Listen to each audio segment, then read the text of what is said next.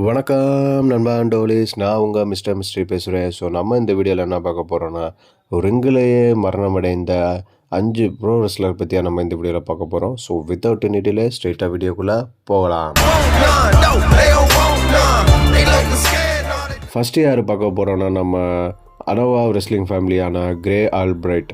இவர் பார்த்திங்கன்னா நம்ம ராக் அண்ட் ரோமன் ரெயின்ஸோட கசின்ஸ். ஸோ இவர் பார்த்திங்கன்னா வேர்ல்டு எக்ஸ்ட்ரீம் ரெஸ்லிங்கிற கம்பெனியில் ஃபைட் பண்ணிகிட்டு இருந்தார். ஸோ 2000 இவர் மேட்ச் விளாண்டுக்கிட்டு இருக்கும்போது அன்கான்சியஸ் ஆகிட்டார். ஸோ அதுக்கப்புறம் அவரை ஹாஸ்பிட்டல் கூப்பிட்டு போகும்போது தான் தெரிஞ்சு அவருக்கு ஹார்ட் அட்டாக் வந்திருக்குன்னு. ஸோ இவருக்கு வந்து டயபிட்டிஸ் இருக்கனால ஹார்ட் அட்டாக் வந்திருக்குன்னு அதுக்கப்புறம் ரிலீஸ் பண்ணியிருந்தாங்க ஒரு நியூஸை.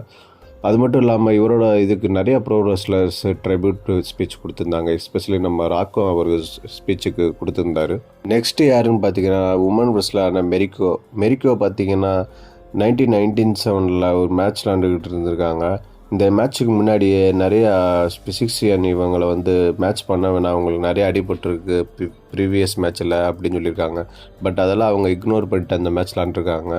ஸோ அந்த மேட்ச்சில் ஆடும்போது லைகர் பாம் ஆப்போனண்ட்டில் வாங்கும்போது அவங்க பிரெயினில் ஆல்ரெடி அடிபட்டிருந்தனால அவங்க டைரெக்டாக அன்கான்சியஸ் ஆகிட்டாங்க. ஸோ ஹாஸ்பிட்டல் தூக்கி போய் செக் பண்ணும்போது அவங்க ஆல்ரெடி இறந்துட்டாங்கன்னு சொல்லிட்டாங்க. நெக்ஸ்ட்டு பார்த்தீங்கன்னா நம்ம WWFல இறந்த ஒரு ரெஸ்லரை பற்றியாக பார்க்க போகிறோம். இவர் பேர் பார்த்தீங்கன்னா ஓவன் ஹார்ட் பார்த்தீங்கன்னா ஒரு மிக ஃபேமஸான ரெஸ்லர் தாங்க. ஸோ இவர் நிறைய சாம்பியன்ஷிப்பில் WWFல வச்சுருந்தார். NJPW பெர்ஃபார்மன்ஸ் பண்ணியிருக்காரு.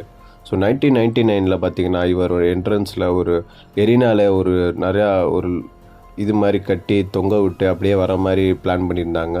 ஸோ அந்த பிளான் படி தான் இவரும் கட்டி தொங்க விட்டு அப்படியே வந்துக்கிட்டு இருக்கும்போது பார்த்திங்கன்னா ஒரு ஆக்சிடெண்ட்டில் அந்த மெக்கானிசமே ஃபெயிலியர் ஆகிடுச்சு. ஸோ அவர் டைரெக்டாக அங்கேருந்து விழுந்து அவர் தலையில் அடிபட்டு அந்த ஸ்பாட்லேயே அவர் இறந்துட்டார். ஸோ இது வந்து ரொம்ப டிஸ்டர்ப்டான மூமெண்ட்டு இந்த WWFன்னு சொல்லலாம். ஸோ அது மட்டும் இல்லாமல் இவங்களை செட்டில் பண்ணுறக்காண்டி WWE வந்து $18 million கொடுத்துருக்காங்க. நெக்ஸ்ட்டு பார்த்தீங்கன்னா நம்ம ரேமஸ்ட்ரியோ இன்வால்வ் ஆன ஒரு இதுதாங்க. ஸோ 2015 பார்த்தீங்கன்னா நம்ம ரேமஸ்ட்ரியோ வந்து ஒரு மேட்ச் விளாண்டுக்கிட்டு இருக்கும்போது அவரோட ஆப்போனண்ட்டான பெரிய அகோராவும் அவரோட பார்ட்னரையும் இவர் கிக் பண்ணி 619க்கு ரெடி பண்ணி வச்சுருந்துருக்காரு. ஸோ அப்போ வந்து பெரிய அக்வாயாக்கு இவர் 619 போட்டிருக்காரு. பட் அவரோட பார்ட்னர் அதை வாங்கி விழுந்திருக்காரு தவிர பெரிய அக்வாயா அது விழுகலை. ஸோ இன்னொரு தடவை 619 போட்டிருக்காரு, அப்போயும் அவர் விழுகலை. ஸோ அதுக்கப்புறம் அவங்கள செக் பண்ணி போய் ஹாஸ்பிட்டல் எடுத்துகிட்டு போய் பார்க்கும்போது தான் கார்டியாக் அரெஸ்ட் இறந்துட்டாங்க அப்படின்னு சொல்லியிருக்காங்க. இவருக்கு வெறும் அப்போ வந்து 35 years தாங்க ஆச்சு. அதே மாதிரி ரேமஸ்ட்ரியோ இன்வால்வ் ஆன இன்னொரு மேட்ச்சை பற்றி பார்க்கலாங்க. ஸோ இந்த மேட்ச் பார்த்தீங்கன்னா நம்ம ரேமஸ்ட்ரியோ ஃப்ரெண்டான எடி குரேரோ கூட தான் டேக் டீம் பார்ட்னராக இருந்தார்.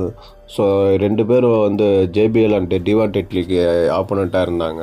ஸோ இந்த மேட்ச்சை பார்த்தீங்கன்னா நல்லாவே பர்ஃபார்மன்ஸ் பண்ணிகிட்டு இருந்தாங்க. ஸோ ரேமஸ்ட்ரியோ வந்து நம்ம எடிக்கு டேக் கொடுத்தோன்னே எடி கம்பேக் கொடுத்து நல்லா எல்லோரும் அடிச்சிட்டு இருந்தார். பட் அவருக்கு ஒரு ஹார்ட் அட்டாக் வந்துருச்சு. ஹார்ட் அட்டாக் வந்தோடனே அந்த இடத்துல அன்கான்சியஸ் ஆகிட்டார். ஸோ இதை வந்து சுதாரித்த நம்ம JBL டக்குன்னு அவரை பின் பண்ணி மேட்சை முடிச்சிட்டாரு. ஸோ அது மூலமாக அவருக்கு சீக்கிரமாக ட்ரீட்மெண்ட் கொடுக்க முடியும் அப்படின்னு சொல்லிட்டு அவர் போயிட்டார். பட் இதனால் அவர் நிறையா ஹேட்டர்ஸை தான் சம்பாதிச்சார். நம்ம நெக்ஸ்ட்டு பார்த்திங்கன்னா நம்ம அண்டர்டேக்கர் மேட்ச் தாங்க. அண்டர்டேக்கர் வந்து WrestleMania 15 நம்ம அண்டர்டேக்கர் vs பாஸ்மேன்ற மேட்ச் நடந்துச்சு.